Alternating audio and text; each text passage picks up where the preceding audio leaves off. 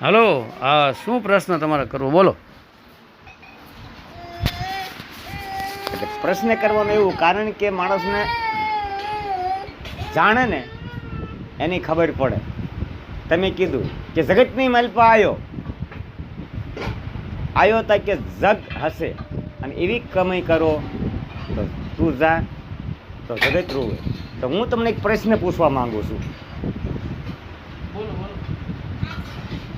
કે જગતની માલપા કે વજતા હોય આપણે એને જે લેખ લખ્યા હોય ધર્મોના કર્મોના મૃત્યુના, તો વજતાની માલપા લેખ કોઈને માર્યા, લેખમાં મેઘ કોઈને માર્યા? આ તમારો પ્રશ્ન. એનો જવાબ દો. ઓકે, ધ્યાનથી સાંભળજો.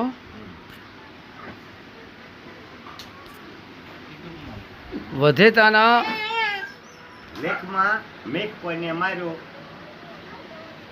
બરાબર છે. વધેતા ન કહેવાય પણ વિધાતા કહેવાય. વિધાતા એ દરેકના લેખ લખે છે. બાળક જન્મે એટલે લેખ લખે છે. બાળક જન્મે એટલે લેખ લખવા આવે છે માતા વિધાતા. આ ઘણા બધા અમુક સાધુ સંતો પણ વાત કરતા હોય છે, ભક્તો પણ વાત કરતા હોય છે, પરંતુ વિધાતા સ્વયં આપણે પોતે જ છીએ. માનો કે તમે તમારા ઘરની સામે કે ઘરની થોડી આગળ એક કિરાણા ભંડારની દુકાન છે, ત્યાં તમે 1 મહિનાનું તમારું ખાતું રાખો કે ભાઈ 1 મહિને અમે પૈસા આપશું, 1 મહિના સુધી ઉધાર તમારે આપવાનું. એટલે દુકાનદાર માન્ય રાખે. એક ચોપડી દુકાનદાર પાસે હોય, એક ચોપડી તમારી પાસે હોય. તમે ચાખાંડ લઈ આવ્યા એટલે પહેલાં એ 20 કે 25 જે કાંઈ થતા હોય લખ્યા. તમે તેલ લઈ આવ્યા, જે કાંઈ પૈસા થતા હોય લખ્યા. પછી તમે જે કોઈ વસ્તુ લેતા જાઓ તેમ તેમ પેલો તમારી ચોપડીમાં ને એની ચોપડીમાં બેયમાં લખતો રહીએ, કારણ કે એની સાબિતી રહીએ તમારી પાસે ને એની પાસે પણ. આમ 1 મહિનો પૂરો થયો એટલે પેલા દુકાનદારે તમને કીધું કે ભાઈ 1 મહિનો આપણે થઈ ગયો, હવે બિલ તમે ચૂકવો. તો આપણે બિલ ચૂકવવા માટે જાય દુકાનદાર પાસે પૈસા લઈને, ત્યારે દુકાનદાર ગણતરી કરીને એવું કહે કે ભાઈ તમારા 3000 રૂપિયા થયા. તો આપણે એવું કહીએ કે ભાઈ 3000 રૂપિયા કઈ રીતે થયા, આટલું બધું મેં લીધું જ નથી. તો કે જોવો તમારી ચોપડીમાં, એટલે બેયની ચોપડીઓ મિલાવો એટલે 3000 થાય એની ચોપડીમાં ને આપણી ચોપડીમાં, છતાંય આપણે માનવા તૈયાર નથી કે ભાઈ આટલી બધી વસ્તુ મેં લીધી નથી. તો પછી આટલું બધું બિલ કેમ આવ્યું એમ? તો હવે આ જે બિલ આવ્યું છે તો એ બિલ સ્વયં આપણે પોતે લખ્યું છે. ત્યારે દુકાનદાર એમ કહે છે કે ભાઈ તમે જુઓ આ વસ્તુ તમે સ્વયં પોતે લઈ ગયા છો અને મેં લખ્યું છે, મતલબ તમે લખાવ્યું છે અને મેં લખ્યું છે. અમારો શું દોષ? તમે જે લખાવ્યું આટલા વાગીને આટલા મિનિટે આ વસ્તુ તમે લઈ ગયા, આ દિવસે આ વારે આ તારીખે આ વસ્તુ તમે લઈ ગયા, અને હવે હિસાબ કરવાનો જ્યારે સમય આવ્યો ત્યારે તમે કહો છો કે આટલા બધા પૈસા કેમ છે? તો એનો અર્થ છે કે વિધાતા કોઈના લેખ લખતી નથી, સ્વયં લેખ આપણે પોતે આપણા લખીએ છીએ. એકવાર અસત્ય બોલ્યા લખો, અસત્ય બોલ્યા. એક જીવની હત્યા કરી લખો. દીકરી હોય તો કોઈ દીકરા પર દૃષ્ટિ ખરાબ કરી લખો, દીકરો હોય તો કોઈ દીકરી પર દૃષ્ટિ ખરાબ કરી લખો, કોઈ છલ કર્યું લખો, કપટ કર્યું લખો. આમ આપણે સ્વયં આપણે પોતાના લેખ લખાવતા જઈએ છીએ. વિધાતા કહે છે કે હું કોઈના લેખ લખતી નથી, તમારા લેખ તમે જાતે જ લખો છો. જેવી રીતે કોઈ એક વ્યક્તિ હોય ઘરે દારૂ વેચવાનો ધંધો કરે અને પોલીસની રેડ આવે તો એ લેખ લખ્યા કોને? સ્વયં પોતે જ લખ્યા, કારણ કે દારૂ વેચવાનો ધંધો કર્યો તો પોલીસની રેડ ઘરે આવી ને. તો એમ આપણે પોતે જ આપણા ભાગ્યના વિધાતા છીએ. લેખ એટલે ભાગ્ય. તો આપણે પોતે જ આપણા ભાગ્યના વિધાતા છીએ. તો એટલા માટે આપણું ભાગ્ય કેવું આપણે ઘડવું, આપણા લેખ કેવા લખવા, તે આપણા ઉપર નિર્ભર રહે છે. બાકી માતા વિધાતા કોઈના લેખ લખતી નથી, સ્વયં આપણે જ લેખ લખીએ છીએ.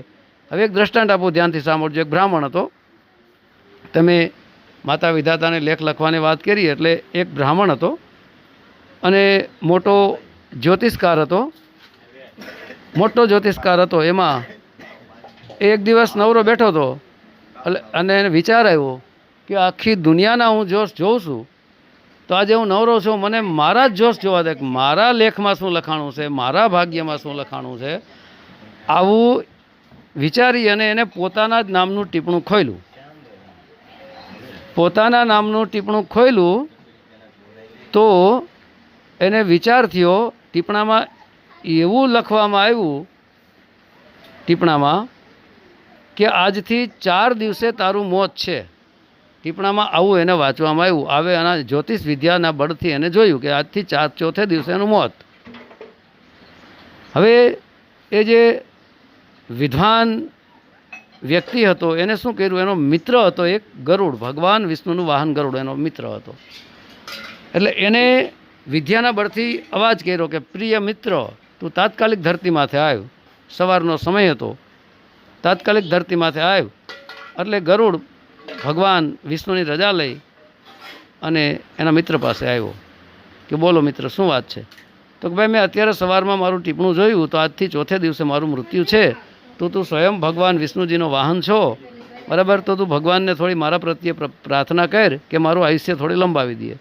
એટલે ગરુડજીએ કીધું કે ભાઈ, આ સંભવ નથી, છતાં હું મિત્રતાના નાતે ભગવાનને અપીલ કરું તારા બારામાં, ભાઈ મારા મિત્રની આયુષ્ય લંબાવી દો. એટલે ગરુડને સવારે જ્યારે ગરુડ ત્યાંથી ઉડ્યા વૈકુંઠમાંથી, નીચે આવતા અડધો દિવસ પસાર થઈ ગયો હતો. ફરી એના મિત્રની વાત સાંભળી અને ફરી પાછો વૈકુંઠ લોકમાં ગયો, તો આખો દિવસ પૂરો થઈ ગયો. ત્યારે જઈને એને વિષ્ણુને વાત કરી કે પ્રભુ, આવી સમસ્યા છે, મારો એક મિત્ર છે, ધરતી લોક ઉપર રહે છે, એને પોતાના જ્યોતિષ જોયા, ચોથે દિવસે એનું મૃત્યુ છે, તો એને આયુષ્ય લંબાવી દો. એટલે ભગવાન વિષ્ણુએ કીધું કે ગરુડજી, તમે મારા વાહન છો, વાત સત્ય છે, તમારો એ મિત્ર છે એ પણ વાત સત્ય છે, પણ હું તો પાલન કરતા છું, સૃષ્ટિનું પાલન કરતા હું વિષ્ણુ છું, બરાબર? તો આ સૃષ્ટિનું સર્જન કરતા બ્રહ્માજી છે, તમે બ્રહ્માજીને બોલાવો. એટલે ફરી ગરુડને કીધું, જા તું બ્રહ્મલોકમાં જઈ અને બ્રહ્માજીને બોલાયો. એટલે ગરુડ ગયું બ્રહ્મલોકમાં. હવે રાતના તો પક્ષી ઉડે નહીં, કારણ કે ગરુડ સરવાળે તો પક્ષી હતો, એટલે રાતના તો ઉડે નહીં. પછી હવે કે સવાર પડે એટલે જાયશ. એટલે રાત નીકળી ગઈ, ફરી સવાર પડ્યું, બીજો દિવસ શરૂ થયો. એટલે ગરુડજી બ્રહ્મલોકમાં પહોંચ્યો, અડધો દિવસ પસાર થઈ ગયો. જઈને બ્રહ્માજીને બધી વાત કરી, ચાલો તમને ભગવાન વિષ્ણુજી બોલાવે છે. એટલે બ્રહ્માજીને લઈ અને આ ગરુડ વૈકુંઠ લોકમાં આવ્યો અને બ્રહ્માજીને ભગવાન વિષ્ણુ બંને મળ્યા અને બંને મળીને વાર્તાલાપ કર્યો કે આવી વાત છે, મારું આ વાહન છે, તેનો એક મિત્ર છે, ધરતી લોક ઉપર રહે છે અને ચોથે દિવસે એનું મૃત્યુ છે, તો આપણે એની મૃત્યુ આયુષ્ય લંબાવવા બારામાં વાતચીત કરવાની છે. એટલે બ્રહ્માજીએ કીધું કે ભાઈ, હું તો સૃષ્ટિનું કરતા છું, સર્જન કરતા છું, તમે વિષ્ણુજી પાલન કરતા છો, પણ સંહાર કરતા તો શિવ છે, ભગવાન શંકર છે, આપણે એને બોલાવવા પડે ને. એટલે રાત પડી ગઈ. એટલે ફરી ત્રીજો દિવસ થયો. ત્રીજા દિવસે ફરી ગરુડને કીધું કે જા, હવે તું ભગવાન શંકરના લોકમાં, શિવલોકમાં જઈને શિવજીને વાત કરજે કે તને ભાઈ બ્રહ્માજી અને ભગવાન વિષ્ણુજી બોલાવે છે. એટલે ફરી સવાર થયું. એટલે ગરુડજી ગયા ફરી શિવલોકમાં, ભગવાન શંકરને લઈને પહોંચ્યા હતા. ત્યાં હતા, અડધો દિવસ નીકળી ગયો, પાછા લઈને આવ્યા, આખો દિવસ નીકળી ગયો. આમ 3 દિવસ પૂરા થયા. બ્રહ્મા વિષ્ણુ અને મહેશ ત્રણે ત્રિદેવ મળી અને વાર્તાલાપ કર્યો કે ભાઈ આવી સમસ્યાઓ છે, મારો આ મિત્ર ગરુડે વાત કરી કે મારો એક મિત્ર છે, ધરતી લોક ઉપર રહે છે અને ચોથે દિવસે એનું મૃત્યુ છે, તેની આયુષ્ય લંબાવવા બારામાં આપણે વાતચીત કરવાની છે. એટલે બ્રહ્મા વિષ્ણુ અને મહેશ ત્રિદેવે મળીને વાત કરી કે ભાઈ, બ્રહ્માજી કે હું સૃષ્ટિ કરતા છું, સૃષ્ટિનું સર્જન કરતા છું, વિષ્ણુ કહે હું પાલન કરતા છું, શિવ કહે હું સંહાર કરતા છું, પણ એના લેખમાં શું લખાયું છે, કેવા લેખ લખાયા છે, એ તો માતા વિધાતાને ખબર હોય. તો ફરી ત્રણેય દેવે મળીને કીધું ગરુડજીને કે હવે તું એમ કર, વિધાતાના લોકમાં જા, માતા વિધાતાને લઈને આવો. એટલે રાત પડી ગઈ હતી, રાતના તો પક્ષી ઉડે નહીં. એટલે ગરુડજી સવાર પડ્યું એટલે ગરુડજી ગયા વિધાતાના લોકમાં. ત્યાં પહોંચતા અડધો દિવસ થઈ ગયો. ફરી વિધાતાને લઈને આવ્યો. 4 દિવસ પૂરા થયા. 4 દિવસ પૂરા થયા એટલે બ્રહ્મા વિષ્ણુ મહેશને વિધાતા આ ચારે ચાર દેવતા ભેગા થયા અને પછી બ્રહ્મા વિષ્ણુ મહેશે વિધાતા માતાને કીધું કે આ મારો જે વાહન છે ગરુડજી એના મિત્રના 4 દિવસ પછી મૃત્યુ છે તેના લેખમાં શું લખ્યું છે. એટલે આમ લેખ માતા વિધાતાએ વાંચ્યા જોયું તો એમાં એવું લખાણું હતું કે બ્રહ્મા વિષ્ણુ મહેશને વિધાતા 4 દેવતા ભેગા થાય ત્યારે જ એનું મૃત્યુ હતું, એ સિવાય અસંભવ હતું. બ્રહ્મા વિષ્ણુને મહેશને વિધાતા 4 દેવતા ભેગા મળે તો જ એનું મૃત્યુ થાય એવું હતું, એ સિવાય અસંભવ હતું. જોઈ લે આજે 4 દિવસ પૂરા થયા છે, એનું જ્યોતિષ શાસ્ત્ર પણ સાચું છે, અમે 4 દેવતાઓ પણ ભેગા છે. નીચે જોયું તો પહેલાં જ્યોતિષકારનું મૃત્યુ થઈ ગયું હતું સાંજના ટાઈમે. તો એમ સ્વયં પોતે જ એ જ્યોતિષકારે પોતાના લેખ લખ્યા. તો આપણા લેખ આપણે જ લખીએ છીએ, આપણા ભાગ્યને આપણે જ બદલીએ છીએ. માનો કે ભાગ્ય કેવી રીતે લખાય કે આપણે ઘરે બેઠા હોય, આખો દિવસ કે કામે ધંધે ન જાય ને ઘરે બેઠા હોય. હવે આપણે કામે ધંધે વયા જાય, માનો કે ખેતરમાં મજૂરીએ વયા જાય, 500 રૂપિયા આપણને મજૂરી મળે. જો આપણે મજૂરીએ જાય તો એ 500 રૂપિયાનું ભાગ્ય આપણે ઘડીએ છીએ. જો મજૂરીએ ન જાય તો 500 રૂપિયાનું આપણું ભાગ્ય ગયું. તો એમ 500 રૂપિયાનું ભાગ્ય આપણે પોતે સ્વયં ઘડ્યું. મજૂરીએ ગયા તો ઘરે બેઠા રહે તો નુકસાની થાય, એમ ભાગ્ય એ જ લેખ છે. તો અત્યારે આપણને મનુષ્ય જન્મ મળ્યો છે, તો આપણા આગળના આવનારા જન્મમાં આપણું ભાગ્ય કેવું ઘડાય છે તે આ જન્મ ઉપર નિર્ભર રહે છે. મનુષ્ય અવતાર તો મોંઘામાં મોંઘા છે. જો સાચા ગુરુ સદગુરુ મળી જાય તો મુક્તિ પણ થઈ જાય, જન્મ મરણનું ચક્કર જ તૂટી જાય. પણ કદાચ જન્મ મરણનું ચક્કર આપણે ન કાપી શકીએ, સાચા ગુરુ ન મળે તો કર્મો જેવા કરો, સત્કર્મો કરો, જેથી કરીને આવનાર બીજો જન્મ આપણને મનુષ્ય અવતારમાં જ મળે. નહીંતર શું અધર્મ યોનિમાં આપણે વયા જાવું, નીચ યોનિમાં વયા જાવું. કારણ કે જો આપણે ખોટા કાર્ય કરશું તો કૂતરા, મીંદડા, ગધેડા, ભૂંડમાં એમાં આપણો જન્મ થાય, 84નું ચક્કર આપણે કાપતું રહેવું પડશે. તો આ મનુષ્ય જન્મ આપણને પ્રાપ્ત થયો છે, તો આને સાર્થક કરો અને સત્યપૂર્ણ જીવન જીવો. આપણા પોતાના ભાગ્ય લખનારા આપણે સ્વયં જ છીએ. કારણ કે 3 પ્રકારના કર્મો છે, સંચિત, કર્મણા અને પ્રારબ્ધ.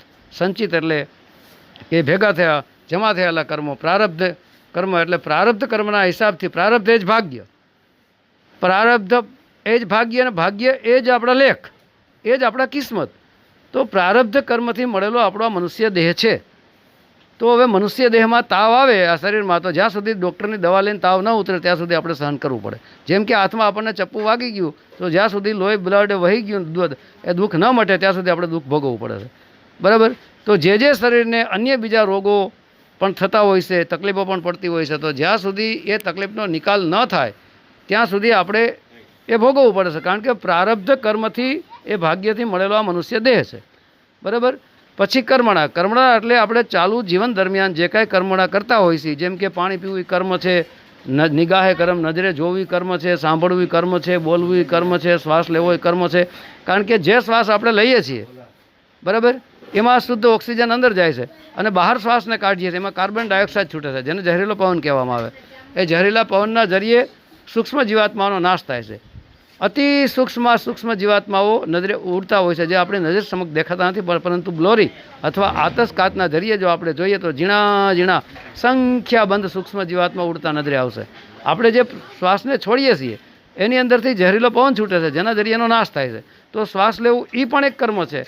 આપણે રોટલી શાક ખાઈએ છીએ તો 1000 ઘઉંથી એક રોટલી બને, આપણે 10 રોટલી ખાઈ જાય એટલે 10,000 ઘઉંને આપણે ખાઈ જાય છે. કારણ કે પાપ છે, કારણ કે ઘઉંની અંદર જીવ છે. તમે ઘઉંને ખેતરમાં નાખો એટલે એ ચેતન સ્વરૂપે પ્રગટ થઈ જાય છે, તેનો ઝાડ બને. ઘઉંમાં પણ જીવ છે, એટલે આપણે 10,000 જીવને એક જ વખતમાં ખાઈ જાય છે, એક ભોજનમાં. બરાબર. તો આવી જ રીતે જ્યારે આપણે વિષ્ટા ત્યાગ કરવા જાય છે, મતલબ આપણે સંડાસ કરવા માટે જાય છે, કોઈ પણ જગ્યામાં, ઘરે લેટ્રિન હોય તો ભલે, બહાર જતા હોય તો ભલે, એની અંદર અનેક પ્રકારના જીવાત્માઓ પડશે. એ વિષ્ટાની અંદર જે જીવાત્માઓ પડ્યો એનો પણ અમુક અજ્ઞાત કારણોવશ, કોઈ સૂર્યના તાપથી એનો નાશ થઈ જાય છે. તો વિષ્ટા ત્યાગ કરવું એ પણ પાપ છે, ગ્રહણ કરવું, રોટલી ખાય એ પણ પાપ છે. અને આ કહેવાનો અર્થ એવો છે, દરેક રીતે પાપ ને પાપ જ છે. જો તમે અતિરિક્ત પુણ્ય કરશો તો પુણ્યના પ્રતાપથી તમને સ્વર્ગ મળશે, પણ તમારું પુણ્ય ખૂટી જશે એટલે જન્મ મરણનો ચક્કર ચાલુ થઈ જશે. જો તમે પાપ કર્મ કરશો તો નરકની પ્રાપ્તિ થશે, પણ તમારું નરક આપણે ભોગવી લઈએ એટલે તુરંત પાછું જન્મ મરણનું ચક્કર ચાલુ થઈ જાય. તો આ કર્મ બંધન કરતા છે. પુણ્ય પણ બંધન કરે છે, પાપ પણ બંધન કરે છે. 2 કર્મો બંધન કરે છે. તો આ કર્મથી છૂટવું કેવી રીતે? તો હવે જે સંચિત કર્મ છે, સંચિત કર્મ એટલે જમા થયેલા કર્મ. હવે આપણે પ્રારબ્ધ કર્મ, બરાબર, એની વિશે વાત થઈ અને કર્મણા વિશે વાત થઈ. હવે સંચિત કર્મ, સંચિત કર્મનો અર્થ છે જેમ કે આપણી પાસે 100 પથ્થર પડ્યા છે, એક પથ્થરનો ઘા કર્યો, એ છૂટી ગયું આપણું કર્મ, એ કર્મ આપણે છૂટી ગયું, બરાબર. એ જ છૂટી ગયેલું જે કર્મ છે, છૂટી ગયેલું કર્મ જે આપણું છે એ પરિપક્વ થાય એને ફળ સ્વરૂપે પછી આપણે ભોગવવું પડે છે. હવે બાકીના 99 પથ્થર આપણી પાસે પડ્યા છે, એને જો આપણે અટકાવવો હોય તો અટકાવી શકીએ છીએ. તો જેટલા છૂટી ગયેલા કર્મો જે આપણાથી અસત કર્મો થઈ ગયા તેને આપણે ભરવું જ પડશે, કારણ કે જૈસી કરની વાસી ભરની, બરાબર. જે કોઈ કર્મ આપણે કરીએ તે તો ભરવું જ પડે છે, તેમાં શંકાને કોઈ સ્થાન નથી. રાજા હોય કે રંક, ગમે એને ભરવું પડે છે. કાળ કોઈને મેલે નહીં, પછી ભલે હોય ભગવાન, ભીલે બાણ માર્યું જ્યારે કૃષ્ણ તો બળવાન. તો કાળ જ્યારે ભગવાન રામ જ્યારે વાલીને માર્યો હતો તો કૃષ્ણ અવતારમાં એને એનો બદલો ચૂકવવો પડ્યો. તો બરાબર એ જ રીતે કર્મનો બદલો દરેકને ભોગવવો પડે છે. તો આ કર્મણા, સંચિત કર્મ અને પ્રારબ્ધ કર્મ. હવે આ કર્મને ઘડનારા આપણે જ છીએ. તો કર્મથી છૂટવું કેવી રીતે, કર્મબંધનથી છૂટવું કેવી રીતે? અકર્તા ભાવમાં આવી જાઓ, કરતાપણાના ભાવને છોડી દો કે ભાઈ હું કાંઈ કરતો નથી. જીવ કહે મેં કરું કરતન દૂજા કોઈ, જીવને એમ થાય કે હું કરું છું પણ કરનારો તો પરમાત્મા છે. તો અકર્તા ભાવમાં કે હું કાંઈ કરતો નથી, પરમાત્મા જે કાંઈ મારી પાસે કરાવે છે તે હું કરું છું, હું તો મારા કર્તવ્યનું પાલન કરું છું, મારો ધર્મ છે, મારી ફરજ છે, હું કાંઈ કરતો જ નથી. જે કાંઈ થઈ રહ્યું છે તે પરમાત્માની ઈચ્છા અનુસાર થાય છે, પરમાત્મા જ કરતા ધરતા છે, હું કાંઈ કરતો નથી.